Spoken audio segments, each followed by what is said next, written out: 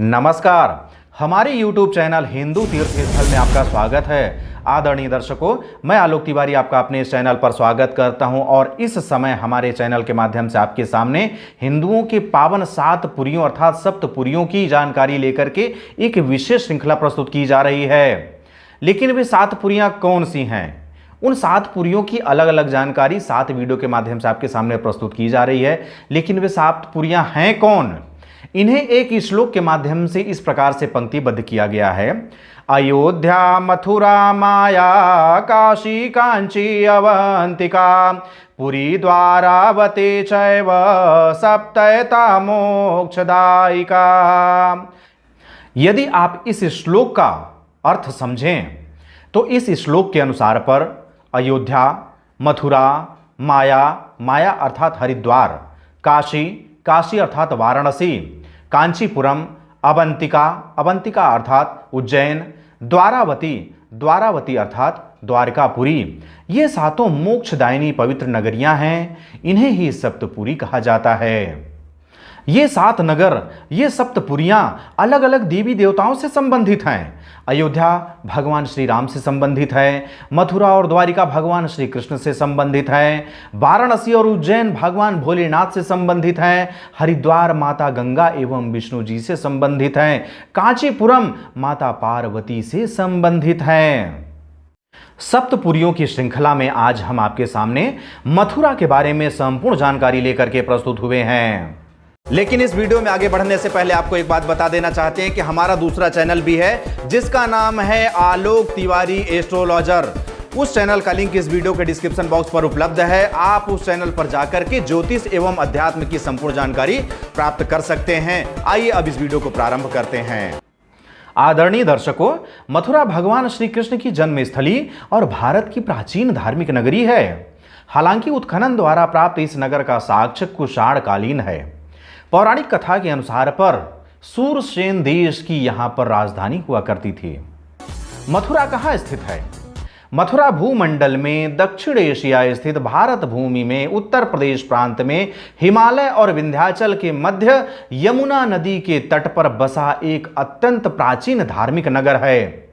मथुरा प्राचीन काल में आर्यावर्त कहलाता था। मथुरा राष्ट्रीय राजमार्ग क्रमांक 2 पर आगरा से 58 किलोमीटर एवं दिल्ली से 145 किलोमीटर की दूरी पर स्थित है। मथुरा का महात्म्य। पद्म पुराण में मथुरा का महत्व सर्वोपरि मानते हुए कहा गया है कि काशी आदि सभी पुरियां मोक्षदायिनी होने के बाद भी मथुरापुरी धन्य है। यह पुरी देवताओं के लिए भी दुर्लभ है। गर्ग संहिता के अनुसार पर पुरियों की रानी कृष्णापुरी मथुरा ब्रिजेश्वरी है, तीर्थेश्वरी है, यज्ञ तपोनिधियों की ईश्वरी है। यह मोक्ष प्रदायिनी धर्मपुरी मथुरा वंदनीय है, पूजनीय है। मथुरा के विभिन्न नाम। मथुरा भगवान श्री कृष्ण की जन्मस्थली और भारत की परम प्राचीन जगत विख्यात नगरी है। सूरसेन देश की यहाँ राजधानी थी। पौराणिक साहित्य में मथुरा के अनेक नाम थे। मथुरा को अनेक नामों से संबोधित किया जाता था, जैसे सूरसेन नगरी, मधुपुरी, मधुनगरी, मधुरा आदि नामों से इसे जाना जाता था। मथुरा का इतिहास। मथुरा को भगवान श्री कृष्ण की जन्मभूमि के नाम से जाना जाता है।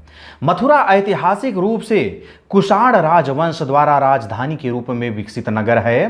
प्राचीन समय में भगवान श्री कृष्ण की जन्मस्थली के रूप में लगभग 7500 वर्ष पूर्व से ही यह नगर अस्तित्व में था। यह धार्मिक पर्यटन स्थल के रूप में प्रसिद्ध है।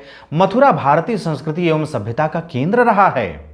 भारतीय धर्म, दर्शन, कला एवं साहित्य के निर्माण तथा विकास में मथुरा का महत्वपूर्ण योगदान सदैव रहा है। आज भी महाकवि सूरदास, संगीत के आचार्य स्वामी हरिदास, स्वामी दयानंद के गुरु स्वामी विरजानंद, चैतन्य महाप्रभु आदि नाम भी इसी नगरी से जुड़ा हुआ है।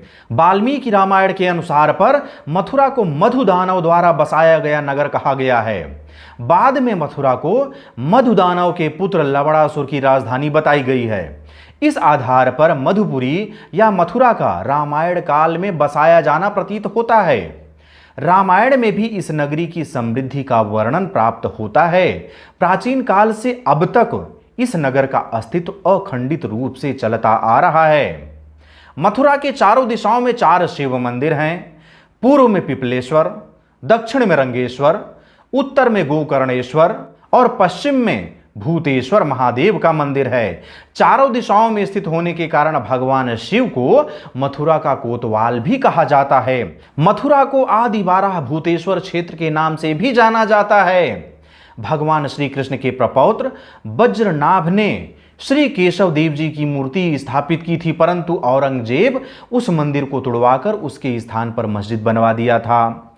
बाद में उस मस्जिद के पीछे नया केशव देव जी का मंदिर बनवाया गया। प्राचीन केशव मंदिर के स्थान को केशव कटरा कहते हैं।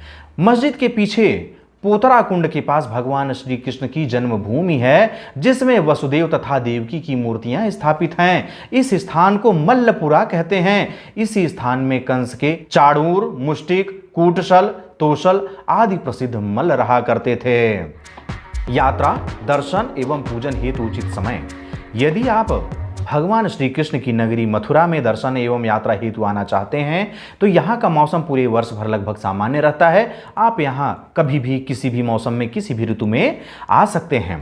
मथुरा वृंदावन के अधिकतर मंदिर प्रातः 6 बजे से लगभग दोपहर के 12 बजे तक और सायं 4 बजे से लगभग 7 बजे के आसपास तक खुले रहते हैं। दर्शनार्थियों को इसी हिसाब से अपना कार्यक्रम तैयार करना चाहिए।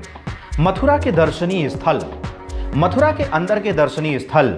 मथुरा के अंदर विभिन्न दर्शनीय स्थल हैं, जैसे कि श्री कृष्ण की जन्मभूमि, प्रेम मंदिर, माता वैष्णो मंदिर, अंग्रेज मंदिर, बांके बिहारी का मंदिर, दोला मोला घाट, मथुरा संग्रहालय, इस्कान मंदिर, द्वारिकाधीश जी का मंदिर, विश्राम घाट, जय गुरुदेव मंदिर, दाऊ जी बड़े मदन मोहन जी मंदिर बंगाली घाट, सौंख गोवर्धन, रमण रेती महाबन, श्री नंद भवन 84 खंभा पुरानी गोकुल महाबन, ब्रह्मांड घाट पुरानी गोकुल महाबन।